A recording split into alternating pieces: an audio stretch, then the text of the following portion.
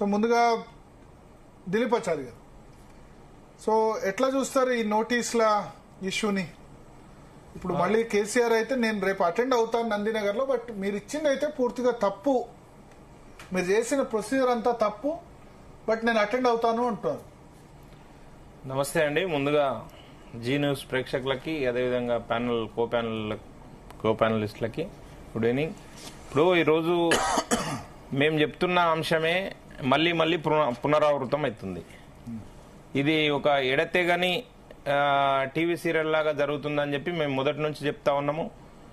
ప్రస్తుత పరిస్థితులు చూస్తే కూడా అదే విధంగా కనిపిస్తూ ఉంది. ఇప్పుడు మీరు సాయంత్రం మీరు అనలైజ్ చేసినప్పుడు నేను విన్నాను భరత్ గారు కీన్గా. మీరు చెప్పినరు ఇప్పుడు ప్రస్తుత పరిస్థితులు మున్సిపల్ ఎన్నికల ముంగిట 2 సంవత్సరాల క్రితం ప్రారంభమైన ఈ సిట్ విచారణ అప్పుడెప్పుడో 2024లో ఎఫ్ఐఆర్ నమోదైంది. 2 సంవత్సరాల కాలయాపన జరిగింది. ఇప్పుడు ఈ 10 రోజుల కాలం ఏం మునిగిపోయినట్టు హడావిడిగా మున్సిపల్ ఎన్నికల కంటే ముందు నోటీస్ ఇవ్వడం అనేది మేమేం చెప్తా ఉన్నామంటే, ముందు నుంచి అదే మా ఎంపీ రఘునందన్ రావు గారు కూడా చెప్పారు నిన్న, వీణా వాణి బంధం అని చెప్పారు కదా. అది ఎంత పెద్ద ఎక్స్పర్ట్స్ అయినా కానీ, డాక్టర్లు ఎంత పెద్ద ఎక్స్పర్ట్ డాక్టర్లు అయినా కానీ వాళ్ళను ఆ సోదరి మనలను విడదీయలేకపోతున్నారు. వీణా వాణి అని చెప్పి ఒక కవల పిల్లలు పుట్టినరు, వాళ్ళను విడదీయలేకపోతున్నారు ఎంత పెద్ద ఎక్స్పర్ట్స్ డాక్టర్స్ కూడా. అట్లనే ఇప్పుడు కాంగ్రెస్ బంధము టీఆర్ఎస్ బంధం వీణా వాణి బంధం లాగా ఉంది. వీరిది విడదీయరాని బంధం. ఎవరు అవునన్నా కాదన్నా. ఎందుకనంటే ఎన్నికల ముందు ఇంకొక పక్షానికి స్పేస్ లేకుండా చేయడం కోసం అర్బన్లో భారతీయ జనతా పార్టీ ఒక సమర్థవంతమైన నాయకత్వంలో ముందుకు పోతా ఉంది. ఖచ్చితంగా మంచి ఫలితాలు వస్తాయనే సందర్భం లోపల ఎక్కడ కూడా మీడియాలో భారతీయ జనతా పార్టీ స్పేస్ కనిపించకుండా ఉండడం కోసం వీరు మేము కొట్టినట్టు చేస్తాం, మీరు ఏడ్చినట్టు చేయండి అని చెప్పే ఉద్దేశంలో ఒక నోటీస్ ఇచ్చిందని చెప్పి మేము భావిస్తా ఉన్నాం. లేదనుకుంటే ఈ 10 రోజుల ముందు ఎవరన్నా లేదు రేవంత్ రెడ్డి గారి ప్రభుత్వానికి ఏమన్నా ఇప్పుడు మంచి జరుగుతుందని అనుకుంటున్నామా? ఇంతకుముందు భరత్ గారు చెప్పారు, ఎన్నికల ముందు ఎందుకు ఈ డ్రామా చేసినారు మీరు? నోటీసు ఈ 10 రోజులు మించిపోయిందేముందండి? 2 సంవత్సరాల నుంచి కాలయాపన చేస్తా ఉన్నారు కదా. ఎట్లాగూ కాంగ్రెస్ ప్రభుత్వము అన్ని కేసులలో కాలయాపన చేస్తుంది, ఈ ఒక్క కేసే కాదు, అన్ని కేసులలో కాలయాపన చేస్తుంది. మరి ఇంత హడావిడిగా ఇప్పుడు ఎన్నికల ముందు నోటీస్ ఇచ్చిందంటేనే ఈ అనుమానాలు రేకెత్తుతా ఉన్నాయి తెలంగాణ సమాజంలో.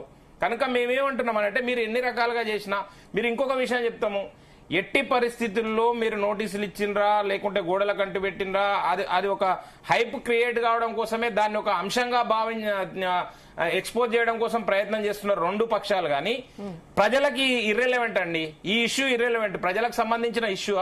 ఆయన గోడకు నోటీస్ అంటిస్తే ఏమైంది, లేదనుకుంటే ఇంటికి పోయి ఇస్తే ఏమైంది, నందినగర్లో ఇస్తే ఏమైంది, పోలీస్ స్టేషన్లకు వస్తే ఏమైంది, లేకుంటే ఎర్రవెల్లి ఫామ్ హౌస్కి వస్తే ఏమైంది? దాని గురించి సామాన్య ప్రజలకు ఏం రిలవెంట్ ఉంటుంది చెప్పండి?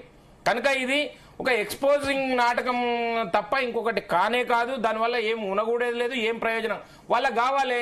ఇప్పుడు నిన్నటి నుంచి మీడియాలో ఒక పర్సెప్షన్ క్రియేట్ చేసి బిల్డప్ చేసి దాన్ని రన్ చేస్తా ఉన్నారు. ఏ విధంగా కేసీఆర్ గారు వస్తారా, పోలీస్ స్టేషన్కి వస్తాడని అంటారు, కేసీఆర్ని అరెస్ట్ చేస్తామంటారు, కేసీఆర్ని అరెస్ట్ చేస్తారా, తెలంగాణ తెచ్చిన వాళ్ళని అరెస్ట్ చేస్తారా అని వాళ్ళని చెప్తారు.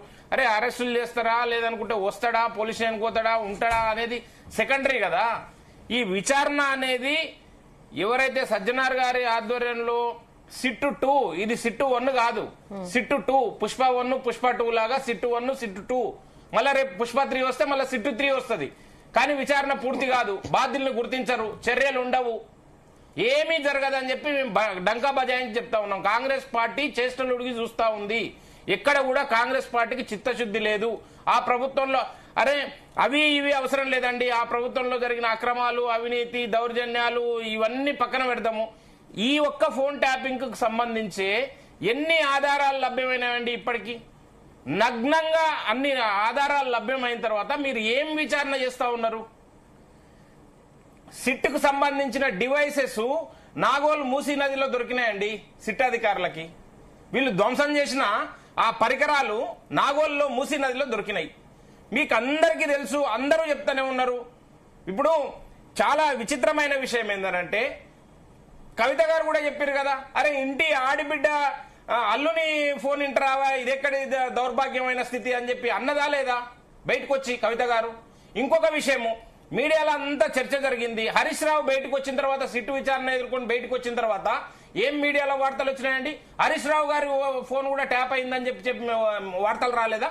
నీ ఫోన్ కూడా ట్యాప్ అయిందని చెప్పి సిట్ అధికారులు హరీష్ రావుకి చెప్పిండ్రని చెప్పిండు. అదేవిధంగా కేటీఆర్ బయటకు వచ్చిన తర్వాత, సిట్టు విచారణ ఎదుర్కొని బయటకు వచ్చిన తర్వాత నీ ఫోన్ కూడా ట్యాప్ అయిందని చెప్పి సిట్ అధికారులు చెప్పినని వచ్చింది. కానీ సంతోష్ రావు బయటకు వచ్చినాక ఆ విధమైన మరి కథనాలు ఎందుకు రాలేదు? అంటే కర్త కర్మ క్రియ ఆయన్నే కనపడతా ఉన్నాడు కదా. ఇప్పుడు ఆయన ఎవరికో చెప్పింటాడు, కేసీఆర్ గారు పెద్ద ఆయన అని చెప్తున్నాడు కదా, ఆ పెద్ద ఆయన ఎవరికో చెప్పింటాడు, అరే ఆ 2-3 ఫోన్లు ఏదో ఉన్నాయి చూడండి బాబు ట్యాప్ చేయండి అని చెప్పింటాడు. మరి ఆయన అడిగింటాడు ప్రభాకర్ రావు, మరి ఎట్లా సార్ ఏ నెంబర్లు తీసుకోవాలంటే అదో సంతున్నాడు కదా, సంతతో తీసుకోండి అని చెప్పిండేమో. ఈయన 2 అంటే ఆయన 200 ఫోన్లో 20 ఫోన్లో ఇచ్చింటాడు. ఆయన కూడా మాజీ నక్సలైటు లేదనుకుంటే నక్సలైటు అభిమానం అని చెప్పి రాయండి పక్కన బ్రాకెట్లో అని చెప్తే అట్లా పెట్టి ఇచ్చింటాడు. కనుక ఇప్పుడు కవిత గారు నా ఫోన్ ట్యాప్ అయిందండి, అది హరీష్ రావు ట్యాప్ అయిందని ట్యాపింగ్ ఎదుర్కొన్నా అని చెప్తా ఉన్నాడు. కేటీఆర్ ట్యాపింగ్ ఎదుర్కొన్నా అని చెప్తున్నాడు. కానీ సంతోష్ రావు ఎందుకు చెప్తలేడు? కనుక దీనికంతా కారణం మూల కారణం కనిపిస్తలేదా? దీంట్లో ఏమున్నదండి? విచారణ చేయడానికి సిట్ అధికారులకు ఏమున్నది? అరే మీరు చిన్న చిన్న కేసులన్నల్లా దొంగతనం చేస్తే తీసుకొని పోయి బట్టలు ఇడిపించి కూర్చోబెట్టి రాత్రంతా కొట్టి 100 రూపాయలు దొంగతనం చేస్తే ఆ 100 రూపాయలు రికవర్ చేసిన దాకా మీ విచారణ ఆగదు, మీ 3rd డిగ్రీ ఆగదు, ఏది ఆగదు. ఇది మాత్రం సంవత్సరాలు ఎడతెగని విచారణ సాగుతుంది. ప్రభాకర్ రావును ఇక్కడ తీసుకురావడంలో కోఆపరేట్ చేయలేదు, బీజేపీ బీఆర్ఎస్ కుమ్మక్కైనాయి. ఇప్పుడు కాళేశ్వరం విషయంలో ఏం చేశారు? మీకు విచారణకి ఇస్తే సార్ నేనేమంటున్నా, కాళేశ్వరం విచారణకి ఇచ్చి 6 నెలలు అయింది, ఏం చేశారు? భరత్ గారు నేనేమంటున్నా, కాళేశ్వరం విచారణ Ghosh commission, PC Ghosh commission విచారణ ప్రారంభించిన రోజు వారిచ్చిన ప్రొసీడింగ్స్ లోపల 6 నెలల లోపల పూర్తి చేసి విచారణ రిపోర్టు సబ్మిట్ చేయండి ప్రభుత్వానికి అని చెప్పారు.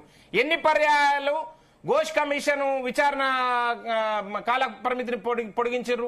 6 నెలలు 18 నెలలు అయితే మీరే పొడిగించారు కదా. ఎందుకు మీరు 6 నెలల లోపల పూర్తి చేయలేకపోయినరు? ఆడ కూలిన కాళేశ్వరం ఎక్కిరిస్తుంది కదా తెలంగాణ సమాజాన్ని. దాని మీద విచారణ 6 నెలల కంటే 18 నెలల దాకా ఎందుకు కొనసాగించారు? దాని తర్వాత మీరు మాకు ఇచ్చిన తర్వాత వీళ్ళు రాష్ట్ర సర్వోన్నత న్యాయస్థానం హైకోర్టుకు పోయి స్టే తీసుకొని వచ్చారు, సిబిఐ విచారణ చేయకూడదని చెప్పి. ఆ స్టే ఉన్నది, ఇంకా సిబిఐ విచారణ అనలేదు, అది ఆ కమిషన్ ఆధారంగా తదుపరి చర్యలు తీసుకోకూడదు అని చెప్పి హైకోర్టు దానిలో కమిషన్ ఆధారంగా ఇస్తున్నట్లేదు, అడ్డంకేం లేదు. నేనేమంటున్నా, భరత్ హైకోర్టులో కమిషన్ ఆధారంగా విచారణ చేసినట్టు శాసనసభ తీర్మానం లేదు. 2-3 విషయాలు శాసనసభ తీర్మానం ఎక్కడ కూడా అడ్డంకి లేదు దానికి. భరత్ గారు 2-3 విషయాలు మీకు ఖచ్చితంగా ఒకదానికొకటి పెనవేసుకున్నట్టు కనబడతా ఉంటాయి. ఇప్పుడు రేవంత్ రెడ్డి గారి కేసు ఉన్నది, ఓటుకు నెట్ కేసు. అప్పటి ప్రభుత్వం 9.5 సంవత్సరాలు కాలయాపన చేసింది కదా. ఆయన పోయి సుప్రీంకోర్టులో స్టే తీసుకొని వచ్చిండని చెప్పిండు. ఎన్ని స్టేలు వెకేట్ అయితలేవండి? స్టే వస్తే స్టే వెకేట్ చేయించడానికి ప్రభుత్వం దగ్గర యంత్రాంగం లేదా, మంత్రాంగం లేదా? ఎందుకు వ్యతిరేకించలేరు? ఎందుకు వెకేట్ చేయలేదు? అదేవిధంగా అప్పుడు రేవంత్ రెడ్డి గారికి వీరు కొమ్ముగాసి సపోర్ట్ చేసినేమో, ఇప్పుడు ఆయన రుణం తీర్చుకుంటున్నాడేమో. ఇట్లా విచారణ కొనసాగిస్తూ ఎవరి చెవులలో పూలు పెడుతున్నారు? తెలంగాణ సమాజం చెవులలో పూలు పెడుతున్నారు. మీరు చేసే కార్యక్రమాల వల్ల ఏ ఒక్క అంశమైనా తెర మీదకి వచ్చిందా? ఎవడన్నా బాధ్యులను గుర్తించిర్రా? ఎక్కడన్నా చర్యలు తీసుకున్నారా? ఉపక్రమించిర్రా కనీసం చర్యలు తీసుకోవడం కోసం? మీకు ప్రభుత్వంలో సఖ్యత లేదు, ప్రభుత్వంలో మంత్రుల మధ్యలో సఖ్యత లేదు, ప్రభుత్వం ఎవరు నడుపుతున్నారో తెలియట్లేదు. సలహాదారులు నడుపుతున్నారా, ముఖ్యమంత్రి నడుపుతున్నారా, మంత్రులు నడుపుతున్నారా, అధికారులు నడుపుతున్నారా, పోలీసుల అధికారులు నడుపుతున్నారా తెలియదు. ఎవరికి వారే యమునా తీరే అన్నట్టు ప్రవర్తిస్తా ఉన్నారు. ఏ విచారణ కూడా ఖచ్చితంగా బాండింగ్ అయి పనిచేయట్లేరు. విచారణ అధికారులు కూడా అదే విధంగా కూర్చుంటున్నారు. ఇప్పుడు మేము అదే చెప్తున్నాం, దీంట్లో కూడా కుట్రకోణం దాగి ఉందనే చెప్తున్నాం. కేసీఆర్ గారికి ఇచ్చిన సిట్ నోటీసు కూడా కుట్రకోణంలో భాగంగానే ఆ పార్టీ లబ్ధి పొందడం కోసము, లేదనుకుంటే కాంగ్రెస్ పార్టీ లబ్ధి పొందడం కోసం ఆడుతున్న డ్రామాగానే చూస్తుంది భారతీయ జనతా పార్టీ తప్ప ఇంకొక ప్రజాకోణం లేనే లేదని చెప్తా ఉన్నాం. ఇస్మాయిల్ గారు, సో కేసీఆర్ కు నోటీస్ ఇచ్చారు.